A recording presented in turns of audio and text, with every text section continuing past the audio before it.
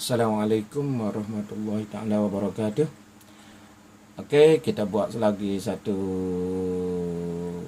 soalan yang sama, persamaan linear. Alhamdulillah kita dapat bersama ruang masa anda, bahagi-bahagikan masa. Alhamdulillah kita diberi kesempatan oleh Allah Subhanahu Wa Taala masa dan ruang hidup kita untuk terus kita belajar mencari ilmu. Dan ingat, ilmu akademik dan ilmu akhirat, ilmu agama dan ilmu profesional ni semua adalah dicatat sebagai amal ibadat kita daripada Allah Subhanahu Wa Taala. Insya-Allah tak rugi masa kita guna untuk mendapatkan pahala akhirat. Walaupun kita belajar untuk dunia juga, niat kerana Allah yang penting.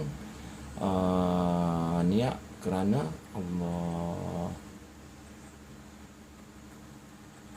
Okey, untuk soalan seterusnya kita tengok. Sama juga Abah ambil contoh untuk penyelesaian yang lepas.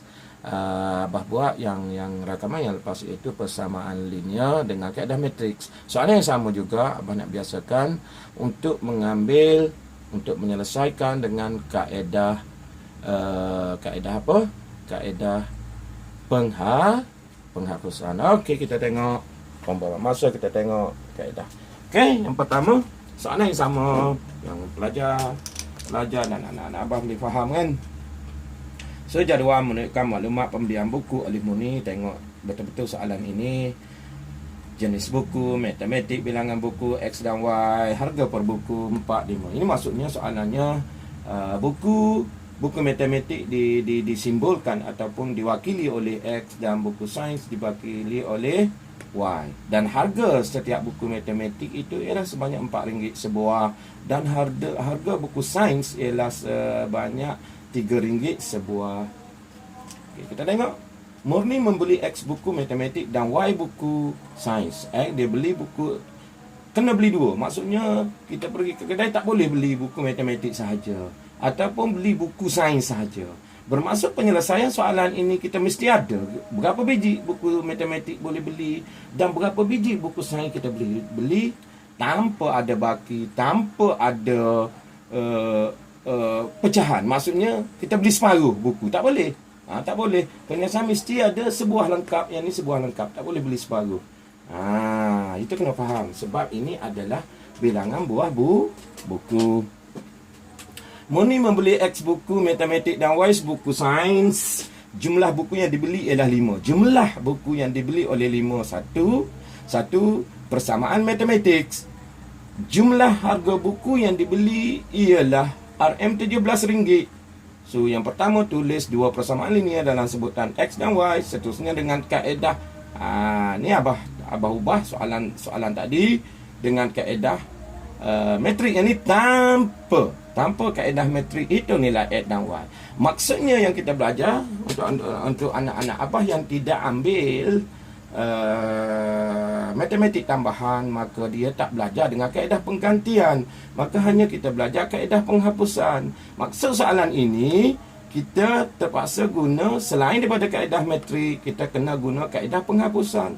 Tapi kalau yang ambil matematik tambah, dia tak nak guna kaedah penghapusan, dia nak guna kaedah penggantian pun boleh. Tapi untuk anak-anak Abah yang kelas tak ambil matematik tambah, kena buat kaedah penghapusan lah, sebab anda tidak belajar kaedah penggantian. Okey, boleh faham ni? Okey. Okey, untuk itu, yang pertama kita mesti keluar dua persamaan. Tulis dua persamaan linear dalam sebutan dan X.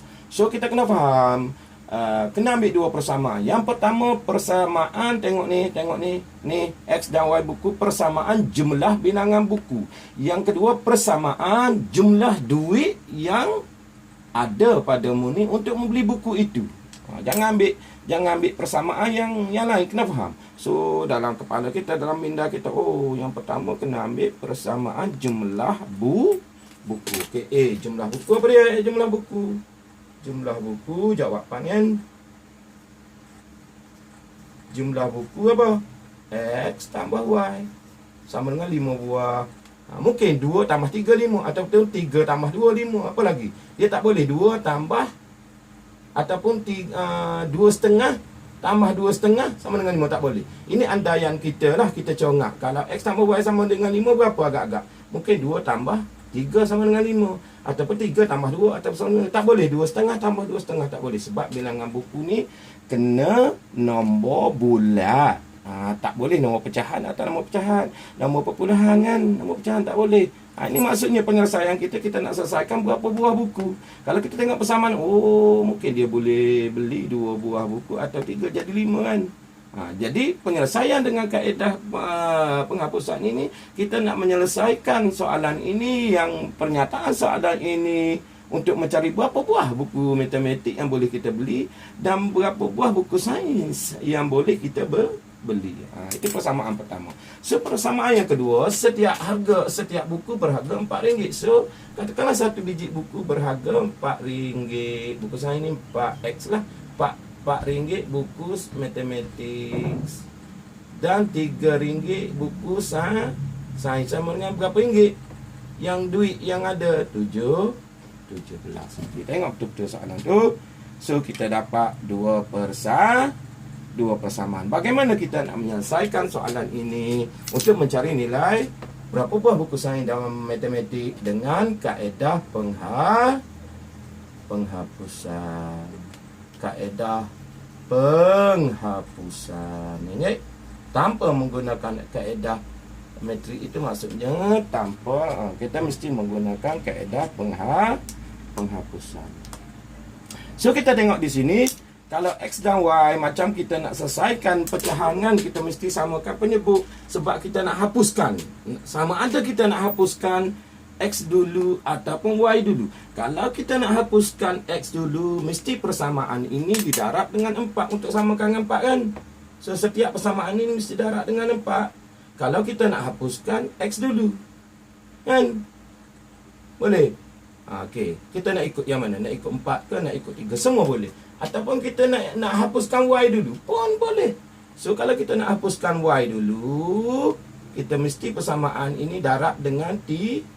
Kenapa? Untuk mendapatkan 3Y. Sebab 3Y habis kan. Kalau tak habis, itu masuk kaedah penghapusan. Alright. So terpulanglah kepada anda, nak selesaikan, nak hapuskan X dulu ke nak hapuskan Y dulu, tak kisah. Tapi bagi abah, kita pilih sifir yang paling kecil lah, untuk memudahkan kita. Kenapa kita pilih sifir yang besar? So kalau ada dua pilihan macam ini, sifir 4 dan sifir 3, kenapa kita nak pilih sifir 4 kan? Kita pilih sifir 3. Maka yang ni sahaja kena darab, persamaan pertama ini sahaja kena darab dengan 3. Apabila darab dengan 3, kena darab semua. Ada pelajar ni tak darab semua. Cara darab tu tak betul, tak boleh lah kan? Tak boleh lah, kena betul lah. So kita dapat persamaan baru di sini, ialah 3 darab X ialah dapat 3X kan? 3 darab Y tambah 3Y sama dengan kan? 3 darab 5, 15. Okey, habis persamaan yang asal sudah habis. Kita jadikan persamaan yang baru. Yang ni tak payah darab dah, sebab kita ikut yang ni. So kita tulis saja yang ni, 4X tambah 3Y. Nampak tak? Sama 3Y dah kan? Sebab kita nak hapuskan tu. Itu maksud kaedah penghapusan. So macam kita buat pada soalan kertas 2 kan? Macam kertas 2 graf tu, kita nak cari persamaan garis lurus, kita juga membuat kaedah penghapusan kan? Untuk mencari nilai persamaan garis lurus, kita kena selesaikan persamaan ni dulu kan? Kita tolak supaya dapat persamaan garis lurus. So kalau kita nak hapuskan Y, kita kena tengok operasi apa yang kita nak pilih. Ni persamaan satu, kita tolak secara ke bawah. Tengok, jangan tak faham pula kan? 3, 4, 5, 6. Contoh tolak 4, tolak 3, 2, 5 kan? So kita tolak ke bawah ni. Yang ni dengan yang ni, yang ni dengan yang ni. Kan? Sama je lah konsep. Yang ni hanya dalam bentuk abjad dan ungkapan kan? Yang ni number. Sama je. Sama dengan ungkapan. Cara penolakan sama je. So apa? Kenapa kita nak tolak kan? So untuk persamaan ini kita nak tolak apa? Nak tolak ke tambah? Dia dua je. Kaedah penghapusan sama ada kita guna operasi tolak ataupun operasi tambah. Kalau kita tambah yang ni, 3 tambah 3 jadi 6, tak hapuslah. So kalau kita nak hapuskan 3 ni, nak hapuskan Y ni, maka automatically dalam kepala kita mesti menggunakan operasi tolak lah. Operasi tolak. Kan? So 3Y, tolak 3Y habislah dia. Kan? Tolak yang ni tolak ke bawah kan. Yang ni 3X tolak 4X. RM3 duit ada RM3, hutang RM4 kan. Kita ada satu negatif 1X kan. Kita hutang RM1. So satu kita tak tulis kan. Tu faham. Kita tak tulis kan. Negatif X. 3 tolak 4 negatif X sama dengan 15 tolak 17. Maka duit RM15, hutang ada 17. Maka kita berhutang. Negatif berhutang RM2. Kalau macam ni darab kan. So kita nak cari X saja, So ingat negatif 2, bila sini darab, maka kita buat sini bagi. Kenapa nak bagi? Sebab ini ada satu ni sebenarnya kan. Kita tak tulis. So yang ni darab. Ni negatif 1 darab X kan, negatif 1X. So kita bawa di sini negatif 1X. Bila darab jadi bahag, negatif kena bawa negatif 1. So X sama dengan apa? Negatif kan, bahagi negatif jadi positif. 2 bahagi 1 dapat 2. Kalau tak reti sangat, tekan kalkulator. Just tekan kalkulator pun tak apa juga kan. Boleh tekan je. So negatif 2 bahagi, mana bahagi? Mana bahagi? Bahagi negatif 1. So dapat 2 juga kalkulator. So kalau ini tak reti, negatif 3 tolak negatif 4 sama je. Negatif 3 tolak negatif 4. So jawapan jadi tambah. So 3 tolak 4. 3 tolak 4 tu sama dengan bagi negatif 1 kalau tak reti. Takkan tak reti macam tu kan. Positif negatif hutang dengan tak hutang tu. Okey, bila kita dapat 2, X2, habis cerita kita sudah dapat jawapan. Maka jangan tinggal macam ni, tak habis lagi cerita kita. X ini baru dapat jumlah buku matematik. Macam mana kita nak dapatkan berapa buah buku sains pula? So kita ganti. 2 ini, abah nak tekankan 2 ini nak ganti di persamaan mana? Persamaan ni ke? Persamaannya ni samalah. Kan? Yang mana kita nak ambil? Yang paling mudah bagi kita. Nak ambil yang ni. Nombor besar kan? Ni, nombor besar. Yang ni boleh ambil tak? Yang persamaan asal sekali. Boleh. Abah tekankan nak ambil yang persamaan asal dia tu. X sama Y sama dengan ni. Boleh. Boleh sahaja. Tak kisah. Nak ambil yang ni pun boleh. Nak ambil yang ni pun boleh. Yang ni samalah dua ni kan. Nak ambil dalam persamaan ni pun boleh. Nak ambil persamaan ni pun boleh. Nak ambil persamaan ni boleh. Jadi tips dia kenapa kita nak pilih yang nombor-nombor besar untuk menyukarkan kita pilih nombor yang mudah lah. Persamaan yang mudah lah. So kita ambil persamaan yang pertama yang asal tadi. X tambah Y sama dengan 5. So kita sudah dapat X ni 2. Ganti je lah. Pada X sama dengan 2 tu kan.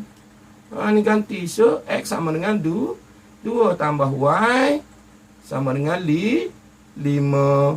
So Y sama dengan, nak menilai ke mana dapat 5 ni bukan darab kan.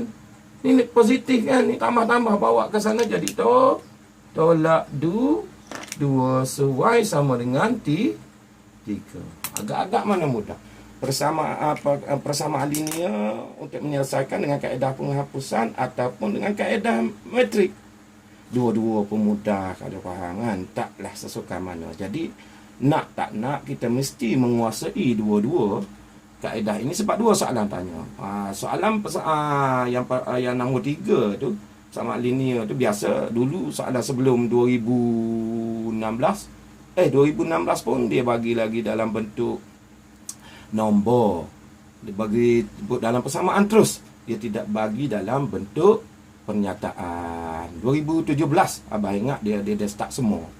2016 ni untuk persamaan linear kaedah penghapusan dia bagi dalam algebra terus. Bagi algebra belum lagi start yang ni. Cuma dalam bentuk matrix baru dia start dengan menggunakan kebak ataupun dengan pernyataan ini. Okey, tak apalah. Walaupun dia bagi angka, walaupun dia bagi dalam penyataan, kita faham, kita keluar persamaan, kita boleh senang. Tak ada masalah kan. So dapat Y. So kita kena faham apa dia. So 2 ni maksudnya 2 buah buku matematik. Dia dapat matematik. Lepas tu 3 buah Y kan. 3 buah buku sains. Dia dapat beli dengan duit sebanyak RM17. Sesalah kaedah penghapusan. Abang nak tekan juga ada nak up sini sekurang-kurang yang bahagian A, yang pelajar yang dapat kosong markah bahagian A, yang tidak dapat markah dapat 1. So kalau kita boleh skor soalan ini, ingat 2, yang ni 4 markah dengan kaedah metrik 5 markah. So kita sudah skor 9 markah untuk kita belajar 2 kaedah ni, kaedah penghapusan dan kaedah metrik. Kita sudah menghasilkan 9 markah untuk bahagian A. Siapa nak bagi kepada kita 9 markah kan? So sekurang-kurangnya ni kita boleh skor, boleh faham. InsyaAllah untuk anak abah tengok dan faham dan kuasai lah, InsyaAllah. Allah berkati sakat tu. Wallahu ta'ala alam. Assalamualaikum warahmatullahi wabarakatuh.